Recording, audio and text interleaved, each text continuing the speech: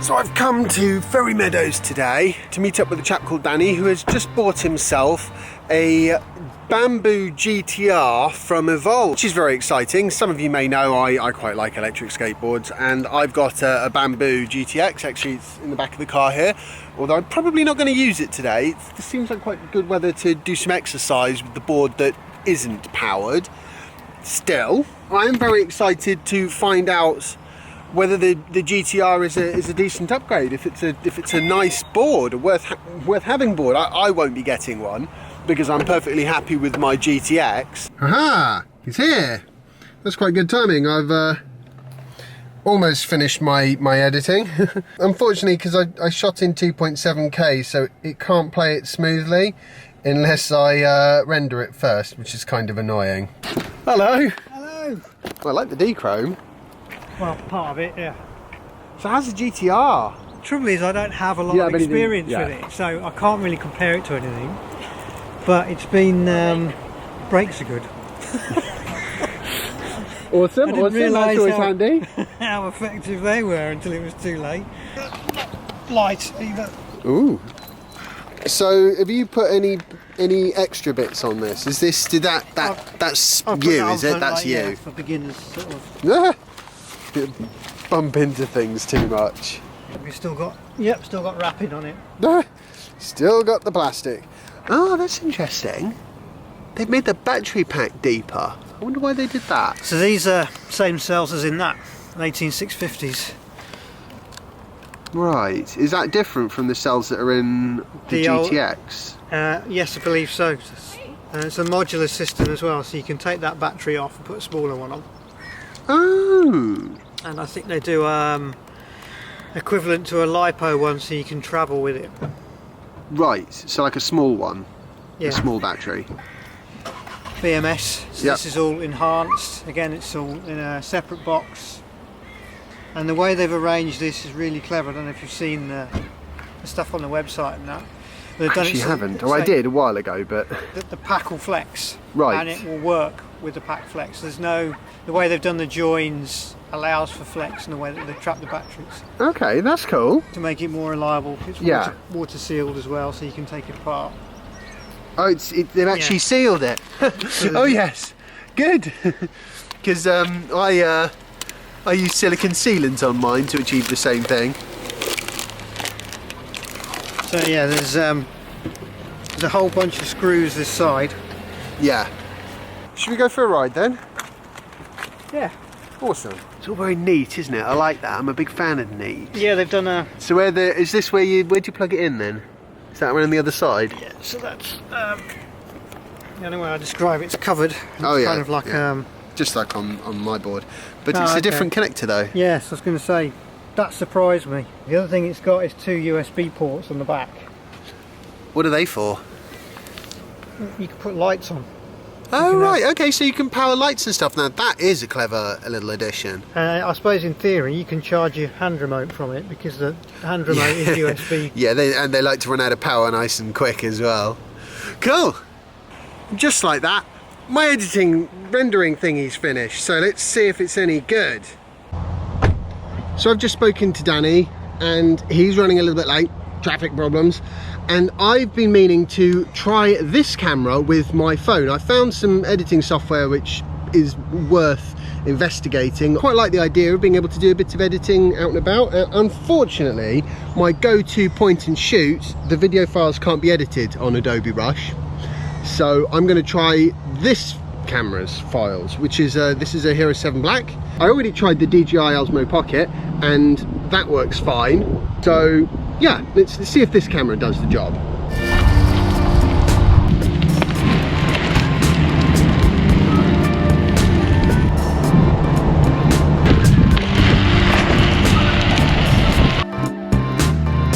And swapping to the GTX for a bit of variety.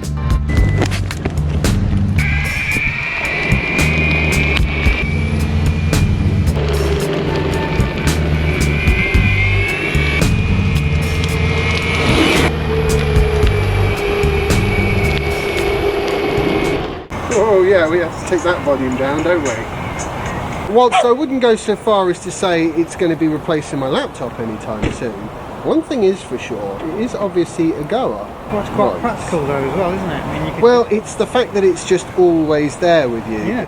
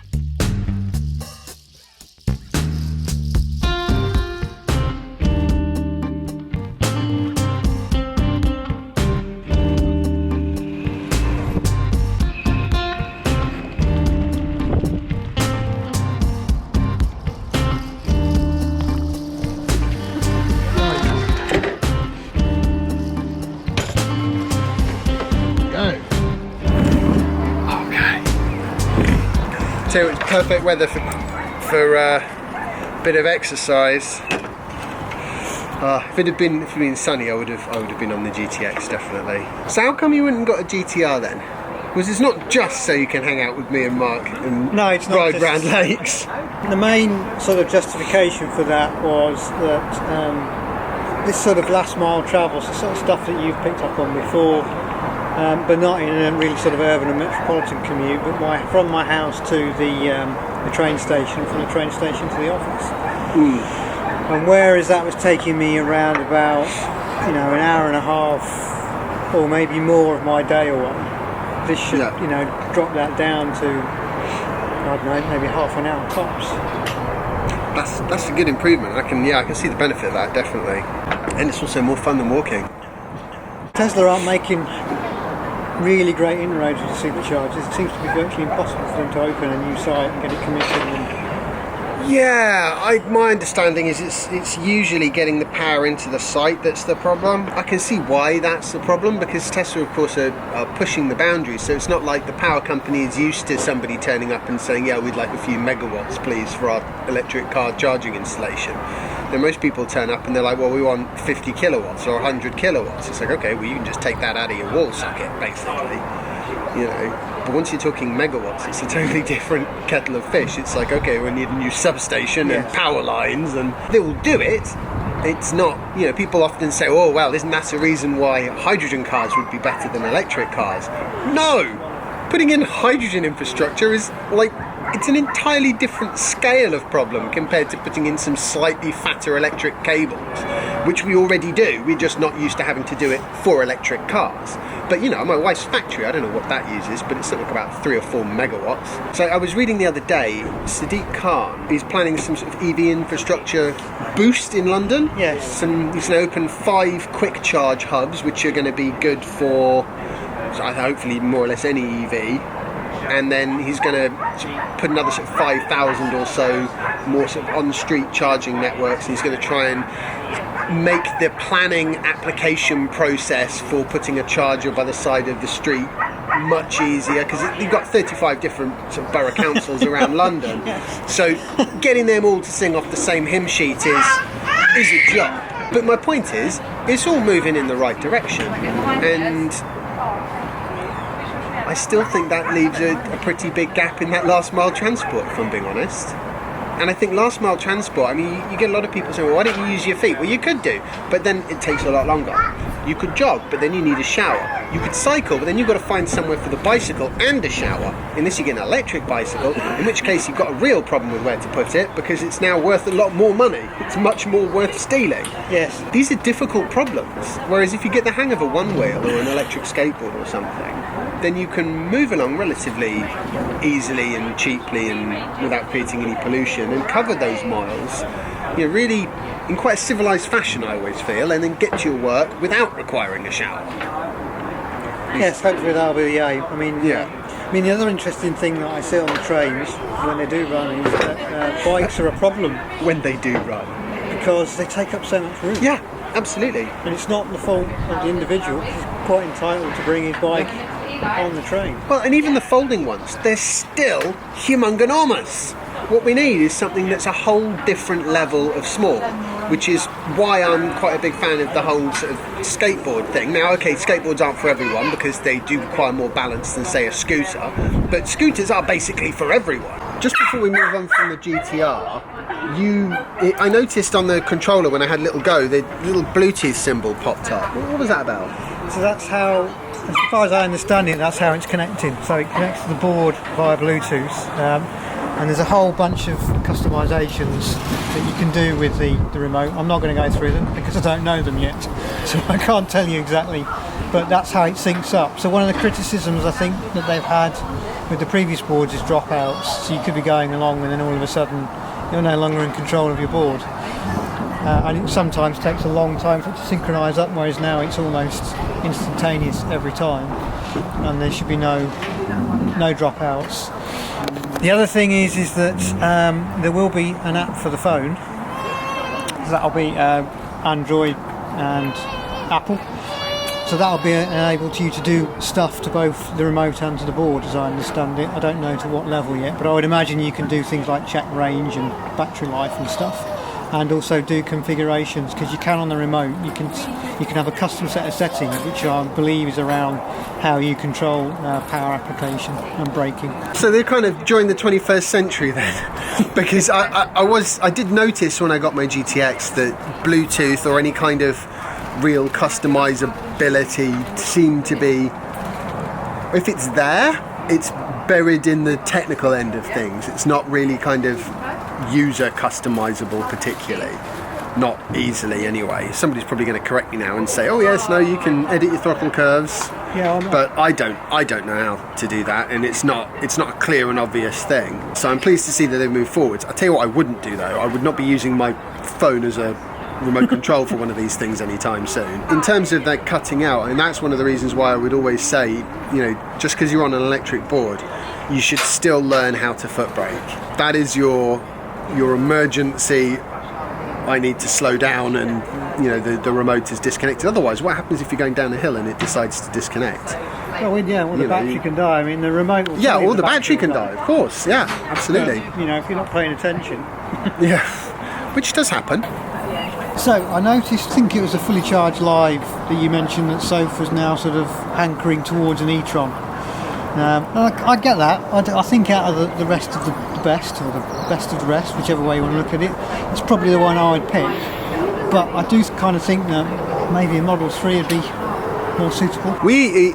Soph's car has been an interesting one. So she spent about £1,000 getting something sorted. Oh yeah, that was it. It was the turbo that blew up, and that was about 2 months ago. Last night she came home in the company X5 again, because guess what's broken now? That's the suspension. And the other day I couldn't get into the passenger door, although it did start to work again once we'd gone for a drive, so that was a bit weird. It's that thing, old cars, what kills them is the repair costs. So far this year, she's spent enough on finance and repair costs for the current Merc that she could be driving a pretty decently spec'd Model S or X. Will the repair costs keep coming? I don't know. That's the problem with old cars. They could do. Yes. There's a lot of stuff to go wrong besides the suspension and the turbo. These are expensive things. A good few grand to get all this stuff sorted. So that basically means she's going to have to decide quite quickly on a new car, which that could be a problem for buying an EV. Because Tesla have got no inventory left. They've sold the whole lot. I think they're releasing an updated S and X with new suspension and battery cells and all sorts of things that are being upgraded, but what that means is they were quite keen to get rid of all the old inventory stock, which is why they were offering free unlimited supercharging on everything. So what that means from Soph's point of view is she can't really get into an EV in a week or two, which is probably, I think she basically wants to drop the old Merc like a bad habit before it costs her any more money. Yeah, so I don't know about this. I don't think an e-tron's going to turn up in time, and probably the same for an i. But the problem is they don't have enough of them, so they don't have any inventory. So Yeah, there are no second-hand cars for e-trons and iPaces yet because people only started buying them a few months ago.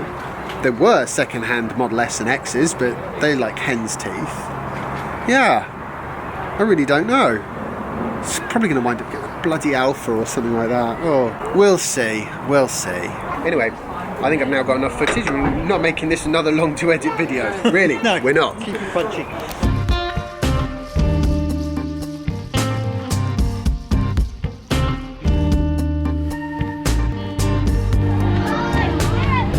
It's exciting. Just had a phone call from Soph. Apparently she needs to talk to me about a Model X. I just don't want to, it just, you know, I'm really into EVs. How can she possibly go and drive a like diesel or something? Please, there's got to be a way to stop this travesty from happening.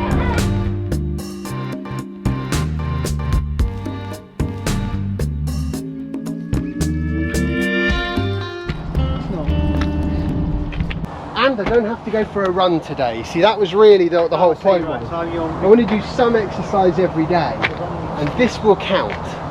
It's actually surprisingly good exercise, or at least that's what I tell myself. Actually, no, that's, in fairness, that's what Fitbit says as well. Fitbit thinks it's good exercise, so it must be. Well, thank you for showing me your awesome new board. I look forward to going out and, you know, having another ride with you, and hopefully when he's back from holiday, Mark. It's amazing how quickly it comes, though, isn't it? Yeah, with electric skateboarding, it's not difficult.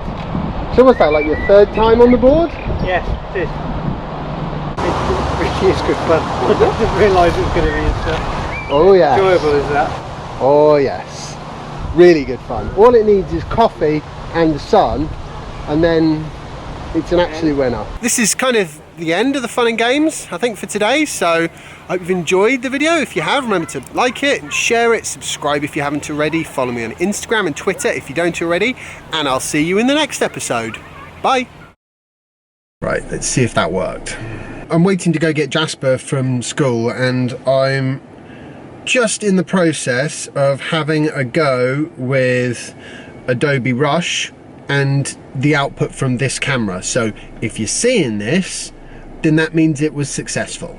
Basically, it was just in the wrong format. It was recording things in XAVC SHD, which produces a file which is an MP4, but it isn't an MP4. I guess it's using a codec that isn't a standard MP4 codec. Either way, I set it onto the proper MP4 setting. The quality seems reasonable, and Adobe Rush can handle it, so brilliant. I'm pleased I got to the bottom of that one, because I want to be able to edit my footage on my phone regardless of which camera it comes from.